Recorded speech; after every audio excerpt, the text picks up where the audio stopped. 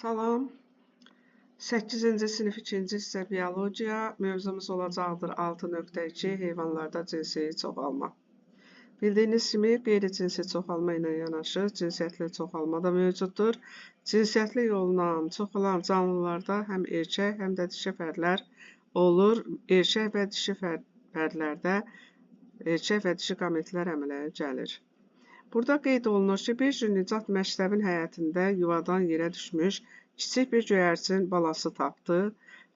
Dostlarının köməyi ilə onu pəncərənin üstündəki yarıqda yerləşən yuvaya qoydu və orada yumurtadan çıxmağa çalışan daha iki bala gördü. Bildiyiniz kimi göyərçin yumurta qoymaqla çoxalır, o kürt yatır, bala yetişəndə isə artıq yumurtadan bala çıxır. Bax, bu gördüyünüz təsvirdə odur. Burada soruşulur, sizin fikrinizcə təbiətdə hansı heyvanlar yumurta qoymaqla çoxalır? Bildiyiniz kimi quşlardır, sürünənlərdir, yumurta qoymaqla çoxalırlar. Hansı heyvanların yumurta qoyduğunu və hansıların bala doğduğunu necə ayırd edə bilərik? Bildiyiniz kimi yumurta üzrə bax belə ağ görünüşdə böyük ölçüdə olur. Onu adi gözlə görmək mümkündür. Amma bala doğan heyvanlarda, diri bala doğanlarda yumurta hüceyrəni görmək mümkündür. O orqanizmin, deməli, dişi orqanizmin daxilində bala yetişir, sonra doğulur. Təbiətdə çoxalma üsulları barədə nümunələrə rast gəlmisinizmi? Əlbəttə ki, hamınız ev şəraitində ev heyvanlarının çoxalmasını görmüsünüz. Buna onu misal göstərə bilərsiniz. Dedik ki, cinsiyyətli yolla çoxalan heyvanlarda qametlər yaranır. Erkək qametlər spermatozoid adlanır. Bax, burada gördüyünüz kimi spermatozoidin təsviri verilibdir burada. Burada spermatozoidin təsviri verilibdir. Gördüyünüz kimi spermatozoid başsıq, boyuncuq və qamçı adlanan quyruq hissədən təşkil olunubdur. Yəni, 3 hissədən təşkil olunubdur. Başçıqda isə nüvə yerləşir.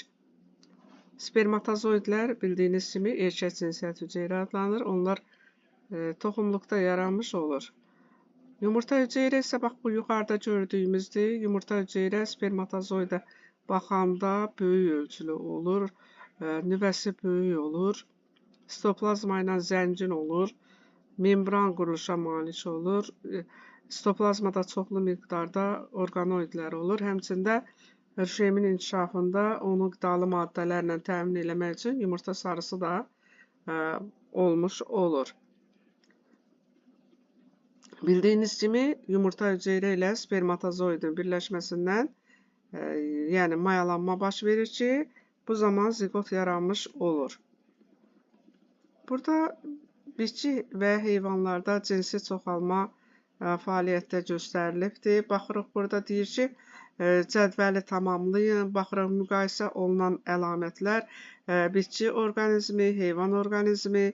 Qeyd eləyək ki, burada soruşulur ki, erkək qametlərin adı, səciyyəvi əlamətləri. Bildiyiniz kimi, bitki orqanizmində bu sperma adlanır, kiçik ölçülü olur, hərəkətsiz olur. Onların daşınması biotik və abiotik amillərin vasitəsilə həyata keçirilir, tozlanma gedir və sperma hərəkətsiz olduğuna görə, bax, bu şəkildə də təsvirdə görünürdür. Gördüyünüz kimi, deməli, yetişmiş tozcuq dənəsi cücərir, tozcuq borusunu əmələ gətirir ki, spermləri tozcuq borusu özü ilə rüşeym hissəsinə daşımış olur. Heyvan orqanizmində isə erkək cinsiyyət hüceyrələri spermatozoidlər adlanır ki, yuxarıda qeyd elədik ki, spermatozoid, başsıq, boyuncuq və qamçıdan təşkil olunubdur. Dişi qametin adına gəlincə, deməli, dişi qamet bitki hüceyrəsində, bitki orqanizmində yumurta hüceyrə adlanır. Eyni zamanda heyvan hüceyrəsində də yumurta hüceyrə adlandırılır. Erkək qametlər harada əmələ gəlir? Bildiyiniz kimi, bitki orqanizmdə erkək qametlər tozluqlarda əmələ gəlir, inkişaf eləyir. Heyvan orqanizmində isə toxumluqlarda inkişaf etmiş olur. Dişi qametlər harada əmələ gəlir? Bitki orqanizmdə dişi qametlərin əmələ gəldiyi yer yumurtacıq hesab olunur. Yumurtacıqda əmələ gəlir. Heyvan orqanizmində isə yumurtalıqda dişi qametlər əmələ gəlmiş olur. Burada təsvirdə görürsünüz, çiçəkli bitkidir. Tozlamanın həyata keçirilməsi həşərat vasitəsilə olur.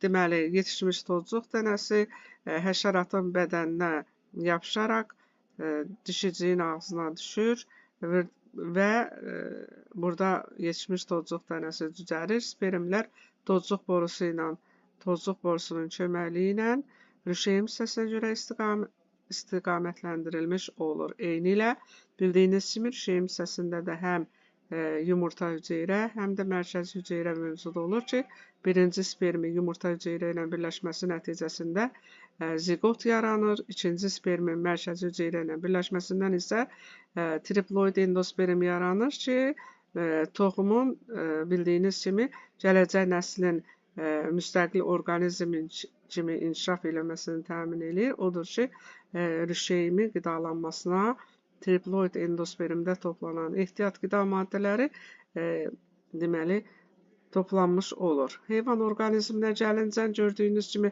burada erkək triton, dişi tritonun təsviri verilibdir. Bildiyiniz kimi erkək fərdlərdə spermatozoidlər, bax gördüyünüz kimi başçıq, boyuncuq və quyruq qamçısından təşkil olunubdur.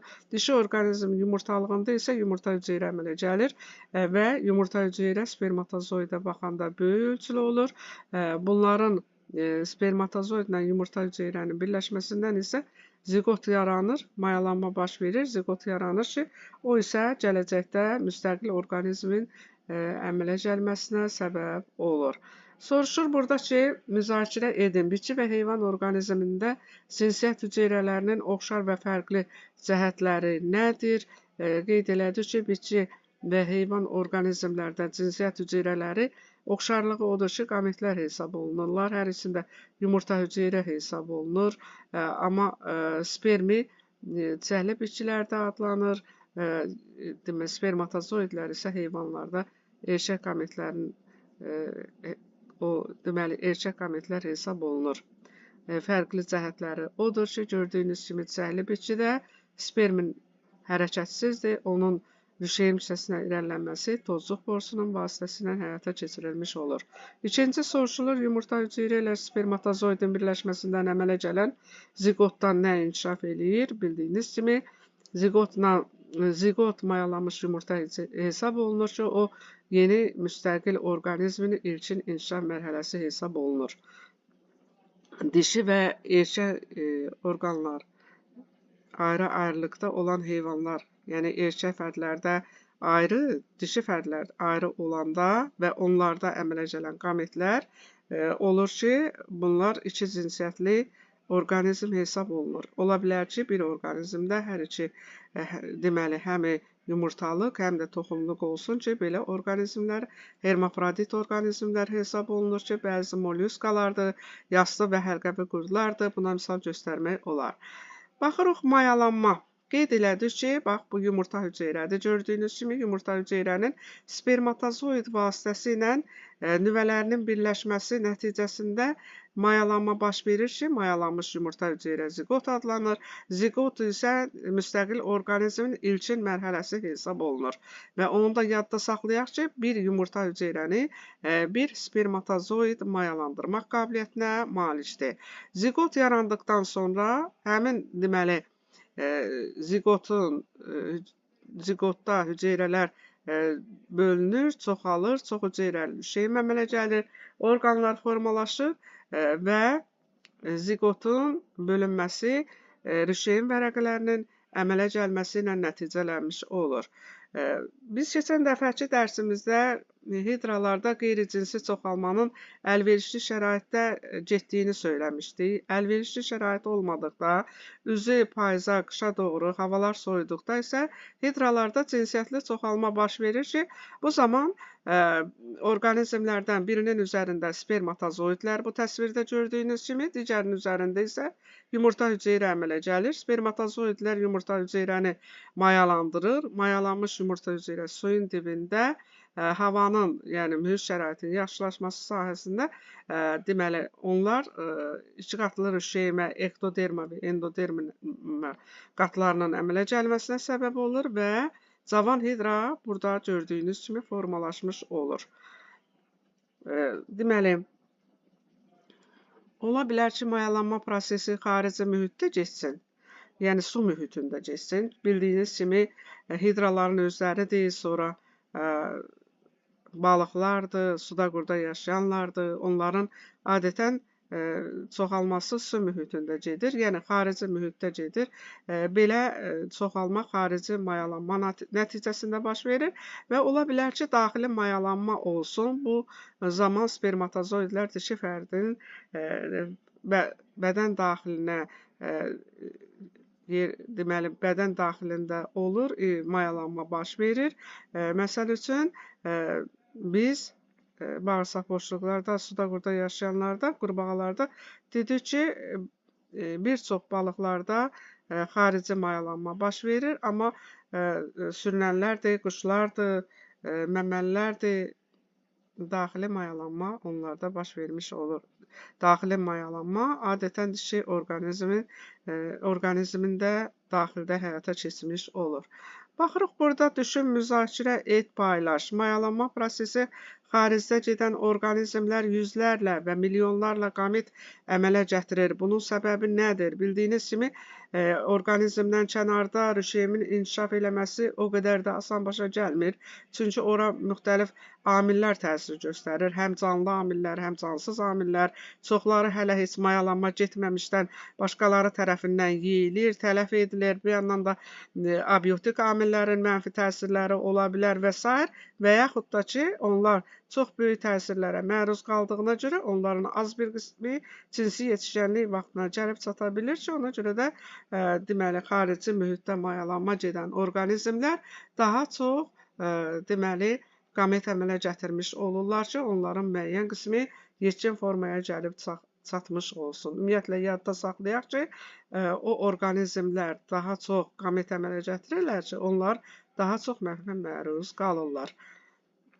Burada bilirsinizmi ifadə olunubdur, gördüyünüz kimi, ola bilər ki, cinsiyyətli yolla çoxalan orqanizmlərdə yumurta hüceyrə mayalanmasın. Mayalanma getmədən belə müxtəlif amillərin təsirindən, ya mexaniki təsirdən, ya temperaturun dəyişilməsindən onlarda inkişaf başlasın ki, bu zaman yumurta hüceyrədən bilavasitə orqanizm əmələ gəlmiş olur ki, buna bax, bu tütüpək qurdunun süni yolla, süni partogenez deyilir ona, əmələ gəlməsini misal göstərmiş olarıq. Bu qədər vaxtla əlaqədar olaraq qalanlarını isə növbəti dərsimizdə sağ olun.